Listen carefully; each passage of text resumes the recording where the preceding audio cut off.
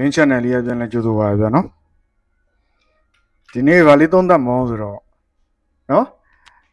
ကျွန်တော်တို့မြန်မာနိုင်ငံမှာကလင်ကကျစ်သီးဝါပြစ်တရားများရဗျာနော်ဒါသိဖို့ပါကျွန်တော်တို့ဒါချင်းသုံးပြတာ Link channel ကကျွန်တော်အကောင့်ဟောင်းရှိပြီးသားနော်အကောင့်ဟောင်းပြီးတဲ့လူတွေတော်တော်များရောက်လာပြီပေါ့နော်ရောက်လာတော့ဒီခါလေးပြောနေ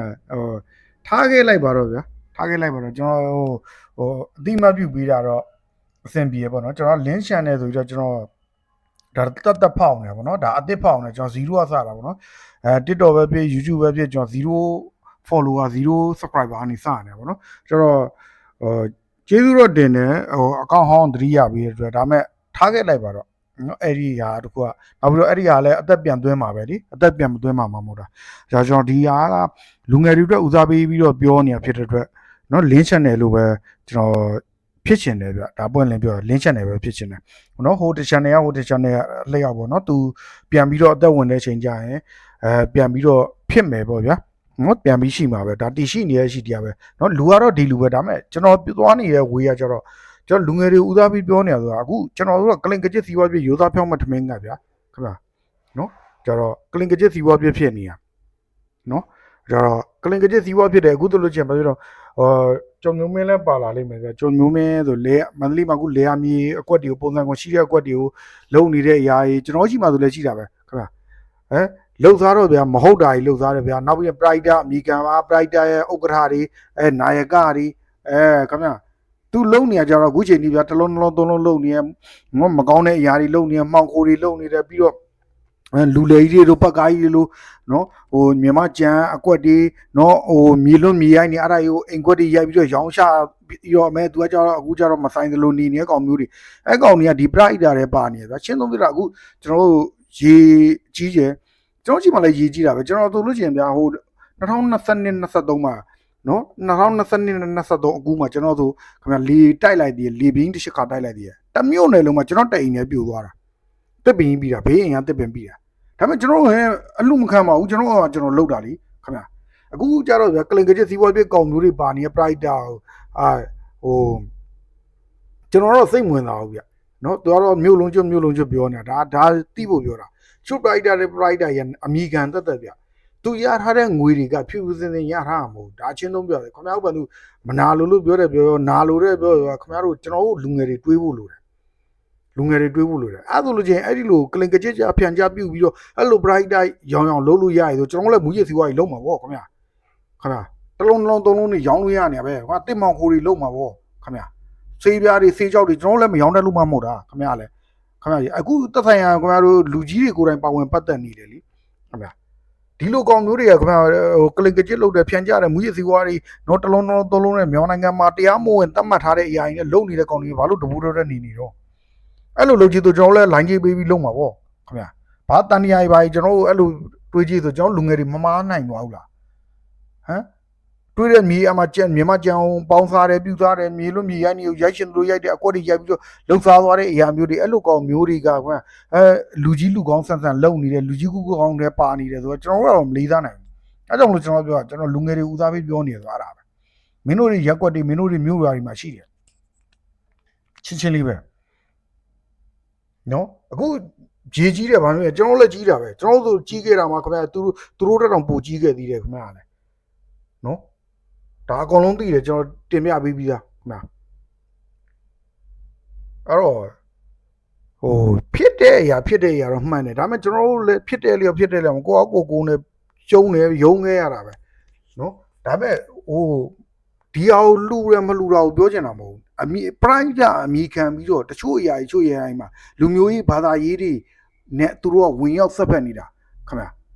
ခေါင်းလေးဝင်မရသေးကိုလေးဝင်မရသေးတကိုယ်လုံးဝင်ပြီးအင်ရှင်ကန်ထုံးမဲ့အကွက်မျိုးတွေလုံနေတဲ့အရာမျိုးကျွန်တော်ကကြည့်ရမှာအဲ့လောက်လူရှားနေလားအဲ့လောက်စောက်ဆံမက်နေလားချင်းလေးပဲကျတော့စောက်ဆံဟိုကအသေးကြီးကြိုက်လေကျွန်တော်လူငယ်တွေဒါသိရမှာငွေရလက်နဲ့အာနာဒီသုံးမျိုးထိမိရင်လူသားဆံမှာငါတို့လူငယ်တွေစောက်တိတရားတွေဝင်ကျွန်တော်ရင်းရင်ပဲပြောကျွန်တော်ညီငယ်ညီမငယ်တွေပြောနေတာဖြစ်တဲ့စောက်တိတရားတွေဝင်ငွေရလက်နဲ့အာနာဒီသုံးမျိုးထိမိရင်ငါတို့လူသားဆံမှာရမယ်ငွေစောက်ရမ်းမနေလို့မရဘူးအာနာစောက်ရမ်းမနေလို့မရလက်နက်ကင်ပြီးတော့ရန်ကားပြီးတော့လက်နက်ရှိရရန်ကားနေလို့မရဘူးငါတို့လူငယ်တွေငါတို့မြန်မာနိုင်ငံကိုကဘာတီသွေးတီရှိရှင်လို့ရှိရင်ငါတို့ဘတ်ပေါင်းစုံထောင်းပေါင်းစုံငါတို့ တိတရားတွေစဉ်းစားဉာဏ်တွေနော်ဘတ်ပေါင်းဆောင်အန်ဒီရတွေကိုငါတို့သိရမယ်လူမျိုးရေးဘာသာရေးငါတို့အကုန်လုံးသိရမယ်မှားနေအကုန်သိရမယ်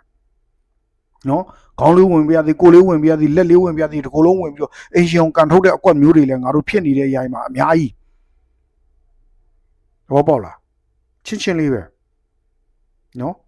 ်ကျတော့ဌာနဆိုင်ရာကြီးမှာလည်းခင်ဗျာငွေကြည်စံနေထိပြီးတော့ခင်ဗျာဖြစ်ပြနေအခုပုံစံခွန်ကြီးရဲ့ပုံစံခွန်ကအခုအဲကြုံမျိုးမင်းပြောတာပါလာလိမ့်မယ်ဖွင့်ပြမယ်ကြုံမျိုးပြောတာအေးဆိုရင်ဘာဖြစ်တော့ခင်ဗျာတန်းကျော်ရှာပြီးထားတဲ့ပုံစံခွန်အဲ့ဒီပုံစံခွန်တန်းကျော်ရှာပြီးထားတဲ့ဟာနိုင်ငံတော်ဆင်းပြီးပေါ့လားကျွန်တော်ရှိမှလည်းရှိရလေခင်ဗျာမြေကသိပြီးတာဧကထောင်ကျော်ပြီးစမှုတို့ဖော်မယ်ပြုမယ်ဆိုပြီးတော့လုံနေတဲ့အရာတွေအဲ့ဒါကြီးကြတော့ဘယ်လိုလုပ်မို့ခင်ဗျာဟမ်နိုင်ငံတော်ပါဝင်ပတ်သက်လို့ချင်းကြတော့အဲ့လယ်မြေရကြိုက်တာလုပ်လို့ရတယ်ပေါ့စမှုတုံတွေဖော်ဆောင်လို့ရတယ်ပေါ့အဲ့လိုပြောကြည့်ဆိုရင်ပြောတာပါခင်ဗျာလယ်ဒီကိုအကုန်ဝယ်ပြီးတော့ဧကထောင်ကျော်လှုပ်ထားတဲ့အရာတွေအခုဆိုလို့ချင်းပြစ်နေတဲ့အရာကျွန်တော်တို့မြင်သာမဲ့အရာတွေကျွန်တော်တို့လူငယ်တွေဟမ်ဟုတ်ပြီငါတို့မူဝါဒကောင်းမှရှိရဟုတ်ပြီလယ်မြေပေါ်မှာအရှာမသုံးအောင်နော်ကိုင်းပေါ်အရှာမသုံးအောင်နော်ဘာမြေဖြစ်ကွာသူ့စီကန်းနဲ့ကန်းနဲ့အကုန်ငါတို့သိရမယ်အဲ့လိုလှုပ်ကြီးဆိုငါတို့ဥပဒေထက်မှမြင်းချောင်းတော်မရှိမှရမယ်မူဝါဒကောင်းမှရှာမယ်အဲ့ဒါဘဲကောင်းမလို့ဘဲခရိုနီမလို့ဘဲခရိုပြာမလို့ဘဲကောင်းမလို့ဘဲစောက်ဆန်ချီလို့ဘဲလူမျိုးမလို့ဘဲဘာသာမလို့ဆိုတဲ့အဟာမျိုးတွေလည်းငါတို့ထားနေဒါလူငယ်တွေမင်းတို့စောက်သိတရားတွေဝင်လို့ငါပြောနေနော်မင်းတို့နောင်ချိန်မှာငါတို့အခုထက်တဲ့ဝင်ဖြစ်နေတာအခုခေါင်းလေးဝင်ပြသေးခြေထောက်လေးဝင်ပြသေးလက်လေးဝင်ပြသေးကိုယ်လုံးလေးဝင်ပြသေးအကုန်လုံးမှာတက်ရှိုးတူခွဲဖို့အတွက်အကုန်လုံးကရောက်နေကုန်ကြည့်လိုက်လေမင်းလာဝကဟမ်လူဝင်မှုကြီးကြပ်ရေးဟုတ်လာဝကဆိုတာတကယ်ဟိုတည်းဖြစ်ရမယ့်အရာကြီးမှာခင်ဗျဘယ်ဟာလူတွေဖြစ်နေမှတ်ပုံနေတစ်ခု2သိန်းခွဲ3သိန်းခွဲသိန်း30အဲ့လိုပေးပြီးတော့လှုပ်သွားတာမှတ်ပုံနေတချို့သူ2ခုကင်ထားတဲ့ဟာကြီးပြောရတာကြီးတကယ်ပြောတာစိတ်ပြက်စရာကောင်းတာနော်အဲ့တော့ဒီမှာကြုံမျိုးမင်းပြောတာလေးချက်နားထောင်ကြည့်မယ်ပေါ့ဗျာနော်လေမီတွေကိုအကောက်ရိုက်ပြီးဆွေးနွေးနေတယ်ကိုရိုက်ပြီးတော့ပြန်ရောက်တဲ့ကိစ္စတွေပတ်သက်ပြီးမိုင်းလို့တော့မှသူတို့ဆွေးနွေးကြတယ်နော်ဆွေးနွေးကြတယ်မိုင်းလို့တော့ကြီးကဒီပါလို့ကြပါလေဒီကနေ့6ရက်နေ့မှာကျင်းပါတယ်ဟော6ရက်မှာကျင်းပါတယ်ဒါလို့တော့မင်းလို့တော့စီဝေးမှာဒါလို့တော့ကိုယ်စလေကိုပူရေးတဲ့သူကနေပြီးတော့မိတာလေမီတွေကိုပုံစံခွင့်ထုတ်ပြရမှာပုံစံခွင့်ရရှိတဲ့မြေပိုင်ရှင်တွေကတဲ့အကောက်စိတ်ရိုက်ပြီးစီဝါပြီးရောက်ချတဲ့ကိစ္စကိုတဲ့တိုက်တိုင်းဆော့ပဲဘယ်လိုလုပ်ပြီးလဲဆိုပြီးတော့အဲ့မန္တလေးကလုံနေဝင်ရှိရတယ်ကြီးတယ်ဘဝကြီးနေလင်းဆိုရတယ်ကြီးတယ်လေဒီမှာပုံစံမရှိပဲကျိုးတော့သုံးမျိုးတွေရှိရင်တဲ့နိုင်ငံတော်စမောဆွေကောင်စီရဲ့ဘာသာအမိရပေါ့နော်အဲ့တော့လေမီတွေခုပြမှမရှိပဲချားလေးရဲ့သုံးမျိုးချင်းဖြစ်နေတာနောက်ဖြစ်မဖြစ်ပါဘူးထိချုပ်ဖို့ standard operation procedure ဆိုပြီးနဲ့ဆိုရင်ရှိလေမီတွေစစ်တဲ့အခါမှာလေမီပေါ်မှာဒီခုပြမရှိပဲကျိုးတော့သုံးမျိုးတွေကိုသက်ဆိုင်မျိုးတွေလေမီစမှုဖွဲ့နဲ့လေမီစမှုဖွဲ့နဲ့လေမီဥပဒေပါပြတဲ့ချိန်နဲ့ဒီဆောင်ရရှိပါတယ်ပေါ့ဗျာခုပြမရှိပဲလေမီတွေကိုချားလေးသုံးမယ်ဆိုရင်နောက်ထပ်မဖြစ်အောင်ဥပဒေလုံးတွေဆောင်းတော့မှဖြစ်တယ်ဆိုပြောပြီးတော့မန်လေးစာကြီးတွေမှာနော်လေယာမြေနဲ့ပတ်သက်ပြီးတော့ပုံစံခွင့်ထုတ်ပေးထားတဲ့လေမြေပေါင်းကဧကရှစ်ပေါင်း900%တော့ရှိတယ်လေမြေပေါင်းလေမြေပုံစံခွင့်ထုတ်ပေးထားတဲ့လေမြေပေါင်းတန်းရှစ်ပေါင်း900%တော့ရှိတယ်ဥယျာဉ်ချမ်းမြေပေါင်းကလည်း19သိန်းကဲဒါတော့အများကြီးခင်ဗျားတို့သွားနာထောင်ရင်သွားနာထောင်အဲ့ဒါကျွန်တော်ပြောချင်တာကဟုတ်ပြီဒီလင်းမြေပေါ်မှာအရှားလုံနေတဲ့အားကြီးကိုဒီအိမ်ပိုင်ရှင်တွေနဲ့ပဲဆိုင်တာလားအဲ့ဒီမှာသက်ဆိုင်ရာတာဝန်ရှိတဲ့လူတွေကကောမြေစရင်နော်ရက်ကွက်အုပ်ချုပ်ရေးမှုယာယီမှုစေအိမ်မှုနောက်ပြီးတော့အဲ့ဒီနဲ့ပတ်သက်တဲ့နော်ဟိုပါဝင်ပတ်သက်ပြီးတော့လုံနေတဲ့အရာတွေလျှက်စစ်နော်လန်ဒရာမီတွေအဲ့အကုန်လုံးဖမ်းမှာအဲ့ဒီအချိန်မှာလက်မှတ်ထိုးခဲ့တဲ့ကောင်တွေအဲ့ဒီအချိန်မှာနော်လမ်းမီးရှပေးခဲ့တဲ့ကောင်တွေမီးပေးခဲ့တဲ့ကောင်တွေမီတာရှပေးခဲ့တဲ့ကောင်တွေအကုန်လုံးဖမ်းမှာနော်ခင်ဗျာပြီးတော့အဲ့ဒီအောင်အကွက်စိတ်ရောင်းတဲ့ကောင်လဲဆွေစဉ်မျိုးဆက်ထိလိုက်ပြီးဖမ်းမှာကျွန်တော်အမြဲတမ်းပြောတယ်ဒီလူမရှိတော့ဒီလူရဲ့တာသမီပြီးတော့မြင်းအဲ့ပိုင်ဆိုင်မှုတွေပါလုပ်ရမှာခင်ဗျာအခုကျတော့သူတို့ဟိုတည်ရမလားဝန်ထမ်းတွေကလည်းဟိုစောက်ဆန်မတ်တဲ့ဝန်ထမ်းတွေကများနေလေကိုလုတ်ပိုင်ခွင့်ကိုအရာကိုမသိဘူးနောက်လူရှင်းနေမယ်ဘာလို့လဲဥပဒေမူဝါဒခိုင်မှာမရှိဘူးလေခင်ဗျာဟမ်ကိုချင်မျိုးလိုပဲဒီဂိတ်ကအခုလွတ်တယ်ဗျာရန်ကုန်ဒလာမှာခင်ဗျာမူရစီဝိုင်းမိတယ်အဲ့လိုအဲ့လန်ချောက်ကဂိတ်တွေအကုန်လုံးဖမ်းလေခင် ခင်ဗျာဂိတ်တွေထားထားပြီးတော့ဘာလို့မစစ်ပဲနဲ့ပတ်စံယူပြီးတော့ပဲလွတ်ပြီးတာတော့ခင်ဗျာဟမ်အဲ့လိုမိကိုကြွချောက်ဟိုစစ်မြစ်ထိလမ်းမဲ့အရာမျိုးတွေအဲ့လုံခြုံရေးဂိတ်တွေ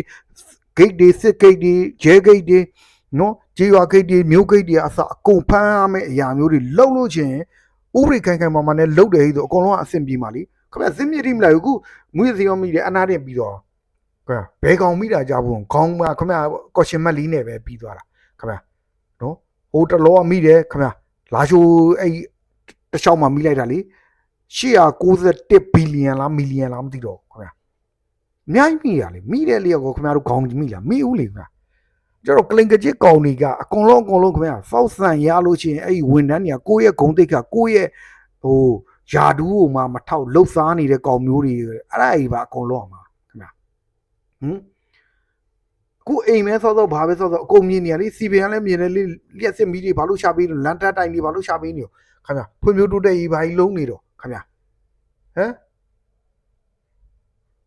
တော့မကြည့်လိုက်ခင်ဗျာအဲ့ဒါကြီးက220 230 220 230လေးကြီးပဲခင်ဗျာအကွက်ရရောင်းနေတာ220 230လေးကြီးပဲခင်ဗျာအဲ့တော့အဲ့ဒီအခြေအနေမှာဖြစ်ခဲ့တဲ့လူကြီးနော်သူ့သက်ဆိုင်ရာဟိုတာဝန်ရှိတဲ့လူတွေကဘယ်မြေပဲဖြစ်အဲ့တာဝန်ရှိလက်မှတ်ထိုးခဲ့တဲ့ကောင်တွေအကုန်လုံးဖမ်းရမှာမလားသူကတော့ဟိုပင်စင်ပဲစားသေကန်ကြီးပဲဖြစ်ခင်ဗျာပိုင်ဆိုင်မှုတွေတိမ့်ခင်ဗျာကျွန်တော်ရှိမှရှိရလေခင်ဗျာမြေစင်ရန်ကောင်ကျွန်တော်နဲ့ကျွန်တော်အဖသွားတာခင်ဗျာ3လပဲရှိရခင်ဗျာလည်းကားစီးနိုင်သွားဟွန်ဒါဖက်ကျွန်တော်ပြောတယ်စရတော့လော်ဂျာလေးနဲ့ရောက်လာတာမြေစင်ဦးစီးအမှကျွန်တော်ရောက်လာတော့အဲ့တော့မေးစင်နဲ့ကျွန်တော်အမှဟိုမြေလျှောက်တဲ့အရာလေးတွားပြီးတော့ပြောတာနောက်3လနေတော့ကျွန်တော်လည်းတော့ဟွန်ဒါဖက်ကားနဲ့တွေ့လာရတယ်ကျွန်တော်ပါဒုစက်ယုံမှုခင်ဗျာကျွန်တော်ပါခင်ဗျာတွေ့လာတဲ့အမှဒါပဲကွာတဲ့လုတ်တန်ခင်ဗျာ3လပဲရှိတယ်ဟွန်ဒါဖက်စီးနိုင်တယ်ခင်ဗျာအဲ့တော့ခင်ဗျာဒါလည်းသက်ဆိုင်ရာလောက်ကိုလုတ်ပိုင်ခွင့်တဲ့ကြော်ကြီးလုံနေတယ်ကိုလုတ်ပိုင်ခွင့်တဲ့ပိုင်ဆိုင်နေတဲ့အရာတွေခင်ဗျာ